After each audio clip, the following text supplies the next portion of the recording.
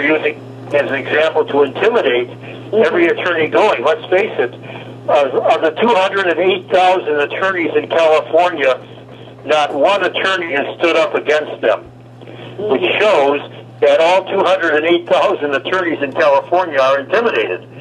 No attorney wants to go to jail. This is why they're doing it to me, because they want to keep the other attorneys in line. That's right. As a result, this is also creating a way whereby attorneys are not really out there advocating for their client because they are afraid to go against these judges. So the question becomes, why should we even hire them since we know that they can't really effectively do their job? Well, there's no question that the attorneys are afraid. I mean, it's absolutely true, because what happens is that if you have an attorney that is going up against the county, you know, that attorney is not going to go in and try and knock the judge out. He knows that if he does that, he's going to end up with the same problems that I've had, that they'll try and go after him for disbarment, that they'll try and break him, they'll try and break him financially, they'll try and throw him in jail. No attorney has the guts to do that. But if I win, then all these judges are in trouble, and all the cases get turned over. Then people who lost these cases can come in and get the cases turned over, or we vote the judges out, and we have an honest judicial system coming in. Now let's face it, we'll never get rid of corruption. I mean, back in the days of Aristotle, if you read Aristotle's rhetoric, you find your call may be monitored or recorded. You find that Aristotle talks about corruption. So corruption is always here, but it's up to us to watch out and make sure that it doesn't keep going. And that's what we're doing. And if these attorneys don't have the guts to stand up for their clients, then maybe they should get out of the business. I agree. Thank you. But at the same time, you're setting up an example and showing a way of how to combat them and how to fight. And see, and this is probably something that they did not know how to do. So they know how to do it. Oh, they do. Okay. No, they know how to do it. They just didn't have the guts to do it. Okay. All right. I mean, let me tell you, an attorney takes an oath to hold up the law and to follow the Constitution. We take the same oath that the judges do. And if the judges didn't follow that oath, so the attorneys didn't follow that oath. And it's a two-way street here. And just like the supervisors take an oath to uphold the Constitution, and yet they ended up paying out all the money illegally. So everyone got together on this. And when I say they got together, they individually decided that they would not follow the oath. And basically, and the whole system fell apart, because all these people decided that they wouldn't follow the oath. And then when I came in and I found out what was happening, then they decided it was easier to try and stop me out than it was for them to decide to follow the oath that they took to follow the Constitution. Well, now it's all coming to light. And now a lot of people are feeling very, very uncomfortable. When you're sitting in front of the courthouse tomorrow, there are going to be probably 200 judges that are in that courthouse that are going to be feeling very, very unhappy, because the sunlight's going to be shining down on them, and they don't know what to do. Dr. Bennett has come out essentially and said that if you stop this fight, they will drop everything, but as long as you keep it going, they'll continue to push. To me, what they're doing is, you consider that a bribe? No, I haven't heard anyone saying that if I stop this fight that they're going to drop anything. Nobody's come up with that offer to me. Well, that's what it's being said, that essentially that Bennett is saying that if you stop this, they will stop. This was on her last interview and posted it inside of the chat room. I don't know if you had an opportunity. I think what Shirley is making reference to is when Leslie said that if you concede... Your call may be monitored or recorded. If you concede and you give Judge Yaffe what he wants, then you can get out. I think that's what she's saying.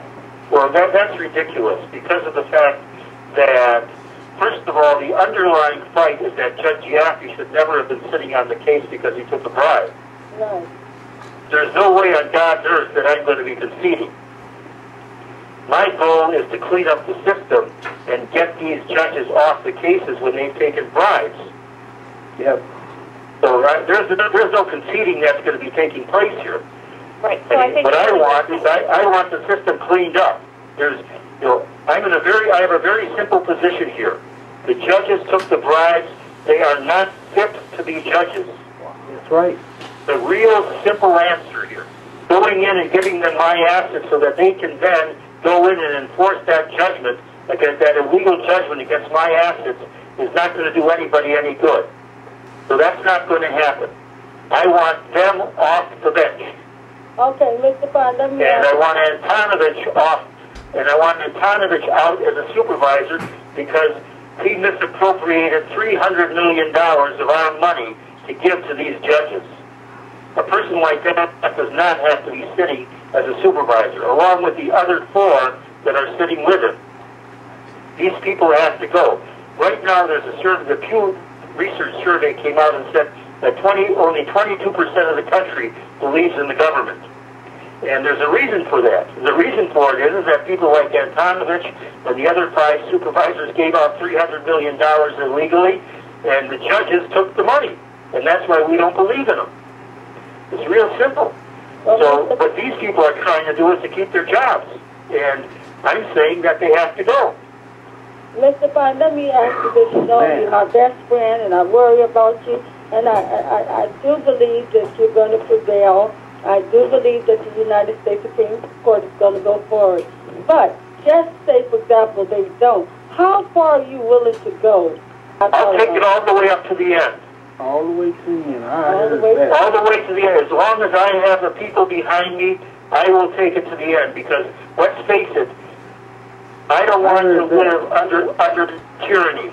I don't want to live in a country that's like Iraq, Iran, Afghanistan, or Russia under Stalin. That isn't the country that we have. That's not the country that I want, and I don't think that's the country that you want. No, and that's not the country that. So basically, we're in this to the end. Because there's one thing, is that these people are only in office for a certain period of time, and then they're out. Your call may be monitored or recorded. So we can outlast them. That's right. We know it, and they know it. So consequently, we will outlast them, and we will prevail. We know that. They know that. They're like a dead whale. And then I feel sorry for the whales, so it's a bad analogy because I like whales. But basically, they're a dying breed. I mean, they know that they're dead. They know that they did wrong. They know that they're dead, and they know that they're on the way out. They're just trying to hang on because they know that we are after them and that we are going to win. Ultimately, they will lose. Well, let me give you some information, some good information, if I may. Zena just emailed me with Popular, and she works with Disclosure Watch. They're on their way to Washington, D.C. She's out there in Indiana area, and they'll be speaking with the Congress on behalf of you. And also, I don't know if you know this, but Alex Jones has picked up the call, so it's starting to get out there. Well, tell Alex thank you. I think the interview with Alex, I really enjoyed that interview. Alex is a terrific guy. Yeah. And we had a very, very good interview, and it's up on YouTube right now, I understand. Right, it so is. If you have a chance, go watch it. Yeah, I've been putting it out there on the Facebook and everything. I think you're going to prevail. Like I told you before, you were the vessel, and God used you. And in the end, you're the modern day Job. That's what you are. The modern day Job. Oh, thank you.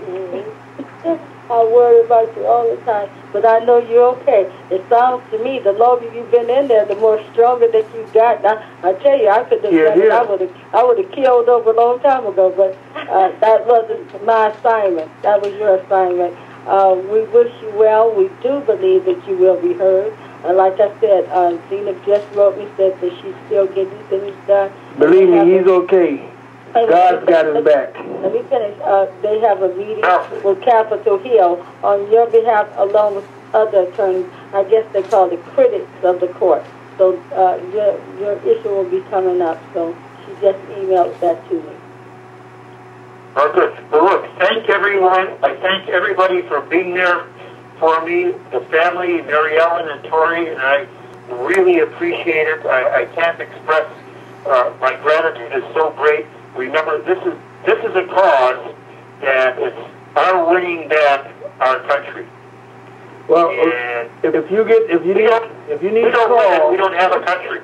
If you need to call again and call in again, you can use this. Your call may be monitored or recorded. Okay, thank you for that. And once again, everyone, thank you for everything. If you have a chance to be in Washington, be in Washington. If you have a chance to be in Los Angeles, be in Los Angeles. Keep those letters going to the Supreme Court, to your Congress people. You know, we keep the pressure on, they clap. You're the modern day Joe. That's what you are. The modern day Joe. Oh, thank you. You're the modern day Joe. That's what you are. The modern day Joe. Oh, thank you. We keep the pressure on, they clap.